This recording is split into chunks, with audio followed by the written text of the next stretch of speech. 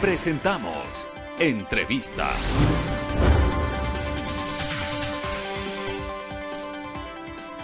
Siete de la mañana, 7 minutos. Saludamos al economista Juan Carlos Jácome. ¿Cómo le va? Buenos días. Economista, ¿me escucha? Claro, claro y fuerte, Javier. Un gusto verlo. Buenos días, gracias por aceptar esta invitación. Bienvenido. La economía del país busca de alguna otra forma salir o busca la luz al final del túnel. La situación como está, esta renegociación con los tenedores de bonos, ¿en qué situación se encuentra el Ecuador o simplemente estamos ahí tratando de y no logramos nada? Bueno, buenos días, Javier. Gusto verlo de nuevo ahora desde la misma acera del mundo privado. Y también un saludo a todos quienes nos ven por el canal de televisión.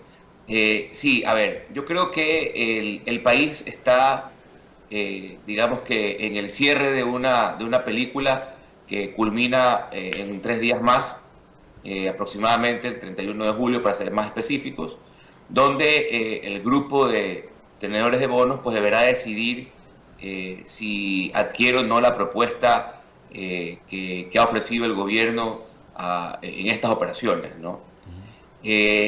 Yo creo, o sea, son expectativas un poco, quizás pueden ser vistas como optimistas, pero yo creo que inclusive en el lado de un tenedor de bonos, creo que siempre será estratégico aceptar algún planteamiento de estructura, aún en estos momentos, ¿no? Porque las probabilidades para el lado de ellos de que un Ecuador vaya a un default si no se llega a un acuerdo son altas.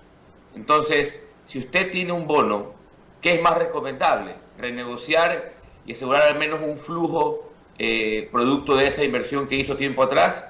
¿O asumir el riesgo de no recibir nada y perder toda una inversión? Por el lado de ellos, sí, obviamente estarán quizás recalculando cuál sea la posición más adecuada, ¿sí? para perder lo menos posible, para que la pérdida esperada sea lo menor posible. Pero en todo caso, creo yo que están todavía decidiendo, por lo que le planteo, que es más que nada un análisis de comportamiento de un inversionista. Lo racional sería que el grupo de tenedores llegue a algún acuerdo, quizás no que fuese planteado semanas atrás, pero sí alguna variante de aquella que definitivamente va a brindar al país un alivio bastante importante en sus flujos, no solo de este año, sino de los venideros de aquí al 2025 al menos, que era, digamos, que el tramo mucho más arduo y fuerte que se vislumbraba para los gobiernos del país. Más o menos el 53% de estos tenedores de bonos son los que podrían aceptar en caso de... Pero también se podría dar todo lo contrario si no aceptan este tema, economista. Bueno, sí, o sea, ahorita básicamente... O sea, el escenario no es fácil. Claro, ahorita lo que hacemos básicamente es un análisis de escenarios, ¿sí? Y todo se va a definir el cierre de julio. Claro. Si al final todos o gran parte pliega y jurídicamente se da por refinanciada esa parte de la deuda, tendremos un alivio importante.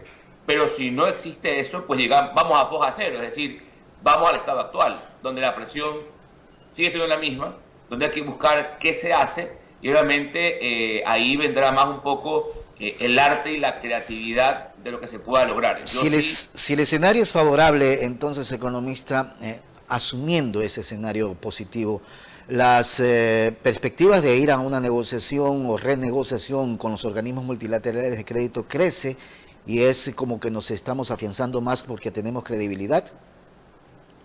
Sí, sí, indudablemente. Siempre en el mundo de las inversiones y sobre todo de deuda, el juego de señales es un juego importante, es parte del juego estratégico. Entonces, si un grupo importante, y que es el más complejo, porque siempre negociar de uno a uno es mucho más sencillo. Negociar de uno y cientos es mucho más complejo. Entonces, si el gobierno ecuatoriano logra consolidar la estrategia de renegociación entre 1 y 100, que es el caso de los bonos, va a ser mucho más probable que pueda flexibilizar procesos de deuda cuando es de 1 a 1. Entonces, creía yo que hay un buen escenario y un buen ambiente. Pero ¿sí? Le digo, esto yo creo que va a darse así. Creo que el Ecuador logrará un acuerdo con los bonistas, quizás no como fue expuesto días atrás, pero sí algo que permita flexibilizar el flujo para el país. Creo que lo importante es eso, flexibilizar flujos. Así como las empresas, ¿sí?, hacen una gestión de su liquidez, de ver cómo prorratean sus pasivos más adelante para que vayan en consonancia con sus ingresos, el gobierno ecuatoriano hace lo propio. Y creo yo que lo que ha emprendido es lo correcto, pero obviamente creo que aquí hay que ser muy objetivos y muy pragmáticos. Por más que el gobierno se maquille el rostro con la bandera patria, poco podrá hacer porque depende más que nada de la voluntad de los que tengan los bonos, ¿no? Claro. Y de la estrategia y digamos que regla o propuesta que haya hecho el gobierno. Y el ahorro sí puede ser considerable, o la baja puede ser considerable en cuanto a los miles de millones de dólares que se puedan buscar para ir aplacando un poco el tema de la deuda. O sea, a ver, el peso de la deuda entre vencimientos e intereses de aquí al 2025 es aproximadamente 17.500 millones de dólares. En su totalidad. Correcto. Ya. Por ende, si usted reduce eso, ¿sí?, pues le genera un ahorro importantísimo al gobierno, ¿sí? Entonces, de ahí en adelante, el gobierno podrá transitar de forma mucho más cómoda y mucho más holgada. Lo que está haciendo es prorrateando, en definitiva. Tirando todo hacia el futuro, bajando el peso, bajando el flujo, creando excedentes en la caja fiscal para poder destinarlos para un mejor uso, ¿no? Ahora, lo fundamental también del gobierno en esta situación económica es reducir el tamaño del Estado, economista, porque de lo contrario, fíjese, con este adelanto del impuesto a la renta, recaudar 280 millones de dólares no es nada, en definitiva, pues. Pero claro, ¿para qué podrá servir? Nadie sabe si realmente lo vayan a utilizar para el tema de lo que realmente se necesita en esta crisis sanitaria, porque tiene un peso tan enorme con los sueldos de los burócratas o del sector público, que es enorme, pues. A ver, sí, yo creo que lo que está poniendo en la mesa de discusión es una parte muy sensible, que definitivamente creo que el presidente o el gobierno actual no podrá resolverlo en el tiempo que le resta. Creo que es parte de la propuesta formal y expresa que el siguiente mandatario tendrá que diseñar y proponer y luego ejecutar, pero definitivamente digamos que el COVID puso realmente un punto de quiebre en toda la definición que el Estado como tal requiere en su accionar y en su financiamiento. Creo que hay que reflexionar muy profundamente, ¿sí?, varios aspectos, inclusive el rol del Estado. Yo me hago una pregunta, y no digo solo del Ecuador, a nivel general. Los estados han estado, digamos que, alineados con lo que la pandemia requería.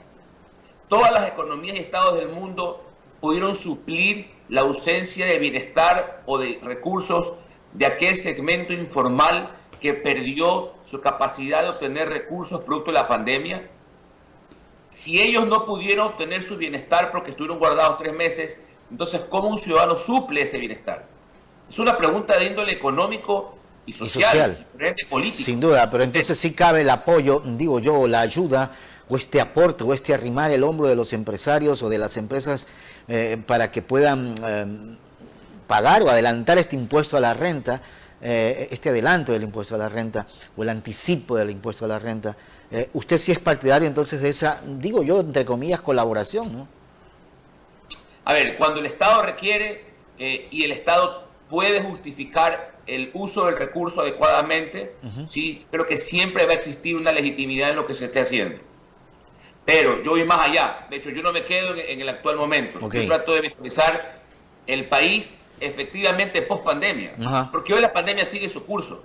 Hoy no estamos hablando de que ya acabó y nos vamos a parar. Claro, y que con esto se va a solucionar el problema, ¿no? Estamos en este momento, en el Ecuador y en el mundo entero, todavía atravesando el torbellino de la pandemia. Ya, pero esto es una ayuda entonces. Es una mitigación. Yo creo que estamos en momentos a nivel mundial de mitigación ya, pero esta de la pandemia. Pero esta mitigación, como usted señala, les cae bien a los empresarios, no desde el punto de vista personal, pero de esa reactivación que se busca para generar empleo? A ver, definitivamente en estos momentos donde la liquidez para todo el mundo ha mermado en gran medida, ¿sí? Hay sectores que han ganado más liquidez que otras, Okay. ¿sí? También no lo vamos a negar, ¿sí? Pero yo creo que en momentos donde la liquidez ha mermado para todos será muy duro contribuir, ¿sí? Pero vamos a la paradoja, ¿sí? Si políticamente es poco viable en estos momentos por ser el último tramo del gobierno y donde digamos que la conmoción social y política producto de la pandemia, ¿sí?, hace inviable reformas estructurales, ¿qué otro recurso existiría para poder fondear urgencias reales? No hay otro. ¿Sí? Entonces, esa es la pregunta. Y entonces la reflexión es, como sociedad, ¿qué tan dispuestos estamos de arrimar el hombro? Más que decir, en temas tributarios, más que decir esto está bien o está mal, ¿sí?, la respuesta es, ¿cuál es realmente la posición de la sociedad para contribuir y seguir arrimando el hombro? Pero la pregunta también mientras eso no exista, ¿sí?, entonces no se puede configurar, porque sería realmente en algo forzoso, algo coercitivo y que puede lucir en un conflicto social a la postre. Claro, pero la pregunta también... Pero es sentar a las partes y lograr ese consenso, ¿no? Pero lograr ver qué caminos existen. La pregunta también sería, a ver, yo aporto, yo ayudo, yo arrimo el hombro, pero quiero saber si el destino de esos, en este caso, casi 280 millones de dólares, van destinados realmente a lo que se va a necesitar o al pago de sueldos. Sí. Yo creo que en los actuales momentos, el contexto actual obliga aún más eso, ¿sí? Y es más, yo más que el momento actual, yo hablo del momento actual y del futuro en sí mismo. Creo que inclusive la forma de diseñar y de ejecutar presupuestos públicos de aquí en adelante a nivel gubernamental debe cambiar. Debe haber un presupuesto, por ejemplo, basado en objetivos, indicadores claros. Las empresas manejan sus negocios basados en KPIs, que son los indicadores. ¿Por qué un gobierno no puede tener KPIs presentados a la asamblea y que si los cumple entonces hay un presupuesto incremental? Claro, con coherencia económica. Con coherencia Sí. económica como cualquier cosa en la vida. Correcto. Entonces, el punto en el cual nos encontramos, no voy a negarlo como economista que soy, es un momento que sí implica y refleja ciertas urgencias como las que usted conversa, como las que pueden surgir adelante, como otras alternativas de idea, de recursos, ¿sí?, y medir realmente la sensibilidad que existe, ¿sí?, para poder proceder o no con esas acciones. Economista, quiero agradecerle, Quiero agradecerle por... Bueno, le cerraba, ¿no? Y segundo, con ideas nuevas que permitan tener un camino nuevo, ¿sí?, como esto que le manejo en el presupuesto, ¿sí?, e inclusive ver cómo rediseñar el uso del recurso que tiene el Estado hoy para que sea mucho más efectivo en el impacto de la sociedad. Economista, quiero agradecerle por haber estado con nosotros esta mañana. Un buen día. Javier, un gusto. Gracias. Juan Carlos Jacome, son las 7 de la mañana con 20 minutos. Hacemos la pausa, regresamos enseguida.